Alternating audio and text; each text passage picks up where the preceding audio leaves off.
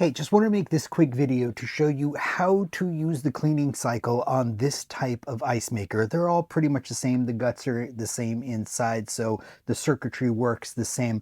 This is an undocumented feature of this ice machine. I literally made a video where I was talking about how this ice machine didn't have a cleaning cycle, and then while I was working on stuff, I noticed it actually says clean. There's a button that says clean on it, so I went back to the manual to double check. It's an undocumented feature of this. So if you have this type of ice maker, if it has a button that says clean and the manual doesn't tell you what that does or how to use it, I'm going to show you how to do it right now. It's really simple. All you do is hold down the on-off button for 5 seconds, and the small and large ice nugget buttons will start to blink back and forth. That you know it's going, and it's going to basically run for a half an hour, and it's just going to fill it up like it's making ice. It's going to dump the water like it's making ice. It's going to do everything except turn the compressor on, so it won't actually make any ice. Otherwise, it's going to run as if it is.